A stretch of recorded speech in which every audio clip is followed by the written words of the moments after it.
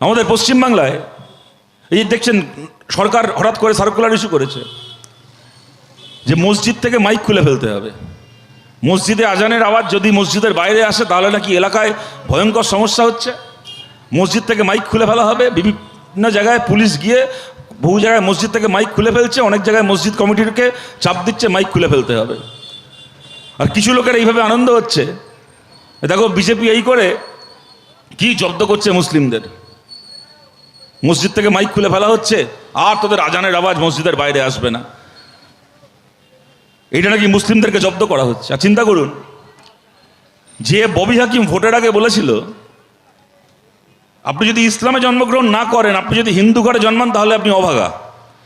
ববি হাকিম এই কথা বলার পরে বিজেপির দিনের পর দিন বিধানসভা চলতে দেয়নি, বিধানসভা বয়কট করেছিল।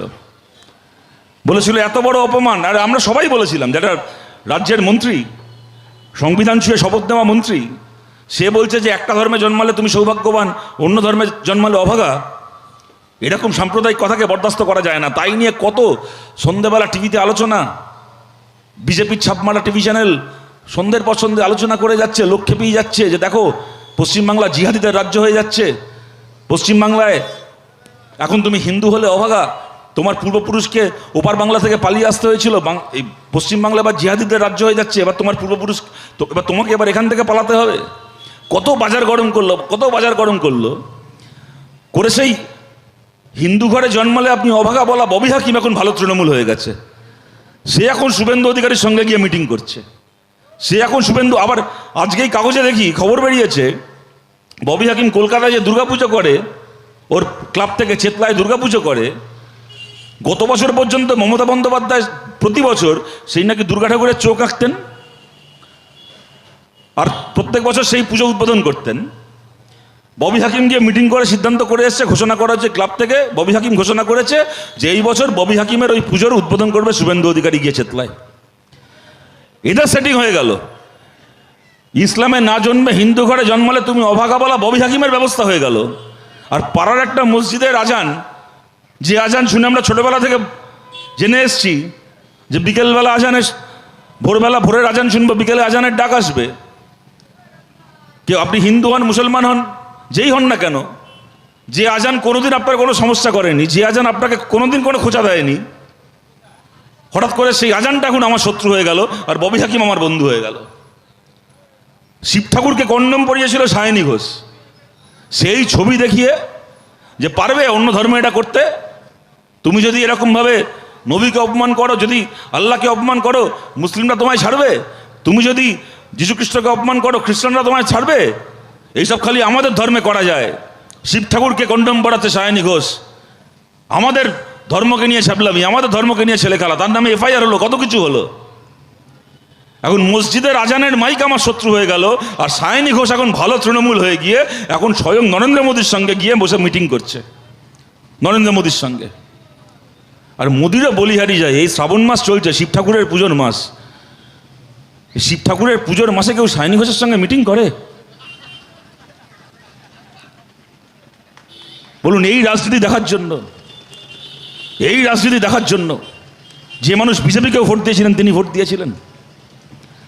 আর এরা যদি এই সমস্ত কিছু করে বলে যে এগুলো আমাদের ন্যাশনাল কম্পালশন, দিল্লিতে এগুলো করতে হবে আমাদেরকে দেশের স্বার্থে, তো ভাই কদিন আগে দেখলাম এই পাশে পানিহাটি তারা কেএফসিতে লোকাল বিজেপির নেতারা তৃণমূলের নেতাদের সঙ্গে বসে সেটিং করছিল। সাধারণ বিজেপির কর্মীরাই ওখানে মোবাইল নিয়ে ঢুকে গিয়ে তার ভিডিও করে ওখানে ঝামেলা করছে যে কী ব্যাপার, এখানে তৃণমূলের লোকেদের সঙ্গে সেটিং করা হচ্ছে কেন? তো ভাই লোকাল বিজেপির নেতাকে দোষ দিয়ে লাভ কী আছে? ওটা যদি তোমাদের ন্যাশনাল কম্পালশন হয়ে থাকে তাহলে এটা ওদের কামারহাটি কম্পালশন। তুমি দিল্লিতে সেটিং করবে তো, আর এরা কামারহাটিতে সেটিং করলে দোষ, এরা খড়দায় সেটিং করলে দোষ। আপনারা সবাই দেখতে পাচ্ছেন কি হওয়ার ছিল, কি হচ্ছে।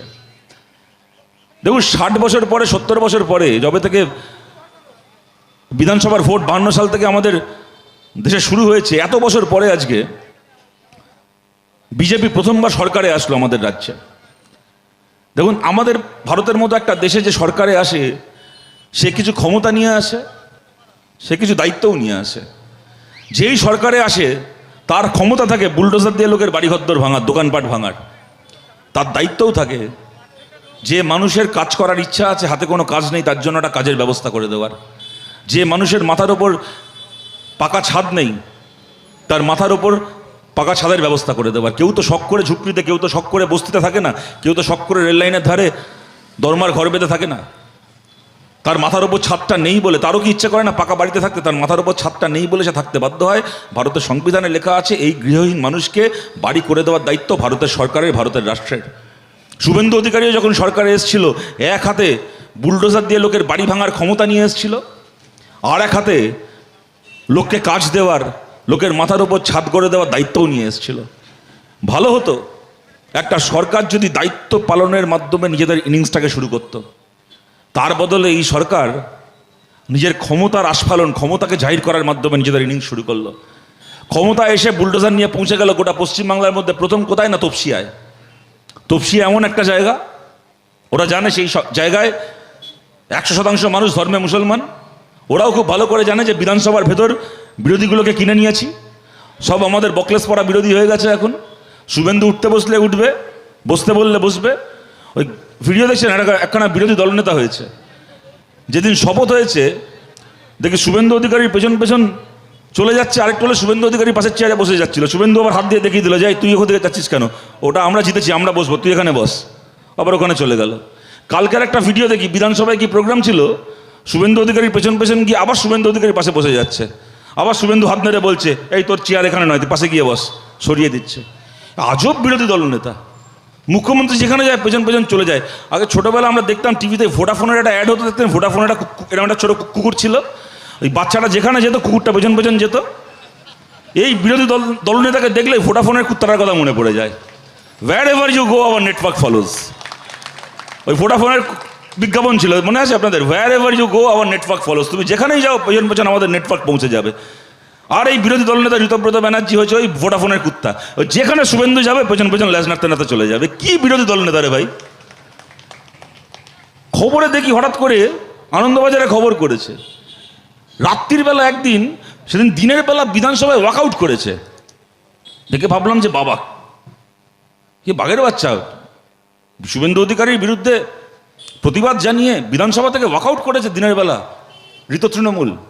ও মা! তারপর দিকে আনন্দবাজার অনলাইনে রাত্রিবেলা খবর হঠাৎ করে কি ওদের ক্যামেরায় ধরা পড়েছে যে এয়ারপোর্টের কাছে কোন একটা হোটেলে রাত্রিবেলা শুভেন্দু অধিকারী প্লেন ধরে দিল্লি যাবে, তার আগে এয়ারপোর্টের হোটেলে রাত্রিবেলা চুপি চুপি শুভেন্দু অধিকারী আর ঋতব্রত ব্যানার্জি হোটেলের ঘরে দেখা করেছে। চিন্তা করুন, পশ্চিমবাংলায় অনেক মুখ্যমন্ত্রী বিরোধী দলনেতা শুনেছি। বিধান রায়, সিদ্ধার্থ শঙ্কর রায়দের সঙ্গে জ্যোতি বসু শুনেছি। পরবর্তীকালে জ্যোতি বসুদের সঙ্গে আমরা জয়নাল আবেদিন থেকে শুরু করে সৌগত রায় থেকে শুরু করে গণিখান চৌধুরী অনেকের নাম শুনেছি। একসময় আমরা বুদ্ধদেব ভট্টাচার্য বনাম পঙ্কজ ব্যানার্জি শুনেছি, বুদ্ধদেব ভট্টাচার্য বনাম পার্থ চ্যাটার্জি শুনেছি, পরে মমতা ব্যানার্জি বনাম সূর্য মিশ্র, মমতা ব্যানার্জি বনাম শুভেন্দু অধিকারী শুনেছি। বাবার জন্মে কোনো দিন শুনেছেন কোনো মুখ্যমন্ত্রীর সঙ্গে বিরোধী দলনেতা রাত্রিবেলা হোটেলে চুপি চুপি দেখা করে? কি বিরোধী দলনেতা চলছে আর কি রাজ্য চলছে বলুন আমাদের। তো ওরা জানতো যে আমরা বিধানসভার মধ্যে বিরোধীগুলোকে কিনে নিয়েছি, মানে বিধানসভার বাইরে তৃণমূল আমাদের পায়ে ডাইভ দিয়েছে, কিন্তু জানে ওরা সিপিআইএম আছে, বামপন্থীরা আছে, যেখানে আমরা ভাঙচুর করতে যাব আর কেউ থাক না থাক বামপন্থীরা ওখানে আসবে। ঠিক পরিকল্পনা করে গোটা পশ্চিমবাংলার মধ্যে এত জায়গা থাকতে প্রথম বুলডোজার ওদের পৌঁছলো গিয়ে কলকাতায়, কসবায়, তপসিয়ায়। 100% মুসলমান এলাকা, সেখানে যাব, মুসলমানের বাড়ি ভাঙতে যাব। ঠিক জানে যে সিপিএম আটকাতে আসবে, আটকাতে গেলাম, আটকালাম আমরা। সঙ্গে সঙ্গে সেই ছবি গোটা পশ্চিমবাংলা জুড়ে ফেসবুকে, হোয়াটসঅ্যাপে ভাইরাল করা হলো যে দেখো সিপিএম কীরকম মোল্লাদের পার্টি, এই মোল্লাগুলোর ঘর ভাঙা হচ্ছিল, ঠিক সিপিএম চলে এসছে বাঁচাতে। আর আমরা জানতাম, আমরা চিরকাল বলে এসেছিলাম, যে পার্টি, যে সরকার মানুষের বন্ধু, সে হিন্দুরও বন্ধু, মুসলমানেরও বন্ধু। আর যে সরকার মানুষের শত্রু, সে হিন্দুরও শত্রু, মুসলমানেরও শত্রু।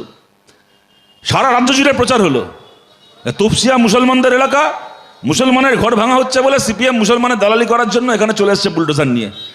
24 ঘন্টা কাটতে পারলো না, 24 ঘন্টা কাটতে পারলো না, তার আগে তপসিয়ার ওই মুসলিম এলাকা থেকে শুভেন্দু অধিকারীর বুলডোজার পৌঁছে গেল আপনাদের এই জেলায়, উত্তর 24 পরগনায়, হাবড়ায়, নমশূদ্র, দলিত, গরিব হিন্দু মানুষের ঘর ভাঙার জন্য, দোকান ভাঙার জন্য, ঝুপড়ি ভাঙার জন্য। গোটা হাবড়া স্টেশন এবং স্টেশন চত্বরে যত উদ্বাস্তু পরিবার, গরিব নমশূদ্র পরিবার, বৈষ্ণব মানুষ, গলায় কণ্ঠির মালা পরে নামগান করেন যে পরিবার, তাদের ঘর, তাদের বাড়ি, তাদের দোকান ওই বুলডোজার দিয়ে ভেঙে চুরমার করে দেওয়া হলো। দমদম স্টেশনের প্ল্যাটফর্ম খালি করে দেওয়া হলো, হিন্দুদের দোকান ওগুলো। আমরা রাজনীতি যখন করেছি পশ্চিমবাংলায়, যখন শুরু করেছিলাম, ভাবিনি কোনোদিন মঞ্চে দাঁড়িয়ে হিন্দুদের দোকান, মুসলমানের দোকান, হিন্দুর বাড়ি মুসলমানের বাড়ি করতে হবে। মমতা ব্যানার্জি 15 বছর ধরে আমাদের রাজ্যে অনেক কিছু শেষ করে দিয়ে গেছেন। সরকারি চাকরি শেষ করে দিয়েছেন, সরকারি স্কুল শেষ করে দিয়েছেন, অনেক কিছু শেষ করে দিয়েছেন। রাজনীতিতে সৌজন্য শেষ করে দিয়েছেন, অনেক কিছু শেষ করে দিয়েছেন। পঞ্চায়েত শেষ করেছেন, পুরসভা শেষ করেছেন। তার বদলে একটা জিনিস দিয়ে গেছেন আমাদের রাজ্যে, ওই হিন্দুর দোকান, মুসলমানের দোকান, হিন্দুর বাড়ি, মুসলমানের বাড়ি, হিন্দুর পাড়া, মুসলমানের পাড়া, যা কোনোদিন ছিল না জ্যোতি বসুর বাংলায়, বুদ্ধদেব ভট্টাচার্যের বাংলায়, মমতা ব্যানার্জির বাংলায়। এগুলো রাজনীতির ভাষা করে দিয়ে গেছেন। আজকে খারাপ লাগে বলতে, তবু সেই ভাষায় কথা বলতে হচ্ছে। তপসিয়ার মুসলমানের বাড়ি ভাঙতে গেছিল যে বুলডোজার, সেই বুলডোজার চলে গেল দমদমে হিন্দুর দোকান ভাঙতে, হাবড়ায় হিন্দুর বাড়ি ভাঙতে। আর গোটা বাংলা জুড়ে মানুষ দেখলেন ওরা ভাঙতে গেছে, এটা যেমন সত্যি, তেমন আবার কোনো জায়গায় ওরা ফাঁকা মাঠ পায়নি, এটাও সত্যি। বিধানসভার ভেতর আমাদের একজন বিধায়ক আছেন আমাদের পার্টি থেকে সরাসরি, আমাদের জোটের পক্ষ থেকে নওশাদ সিদ্দিকীর একজন বিধায়ক, কংগ্রেসের 2জন বিধায়ক আছেন। বিধানসভার ভেতর এই 4 জন বাদ দিয়ে বাকি বিধানসভার ভেতর এদিকেও বিজেপি বসছে, ওদিকেও বিজেপি বসছে। কেউ সরাসরি বিজেপি, কেউ ঘুরপথে বিজেপি। কিন্তু বিধানসভার বাইরে রাস্তায় দাঁড়িয়ে যেখানে যেখানে এই আক্রমণ নেমে এসছে, আমরা আটকেছি, আমরা প্রতিবাদ করেছি, আমরা প্রতিরোধ করেছি। আপনাদেরকে বলছি আগামী দিনে আমরা আরও আটকাবো। তার জন্য যে মানুষের আগে আমাদেরকে ভোট দেননি তাদের কাছেও আমরা সমর্থন চাইছি, তাদের কাছেও আমরা আবেদন করছি এই লড়াই আপনারা আমাদের পাশে দাঁড়ান।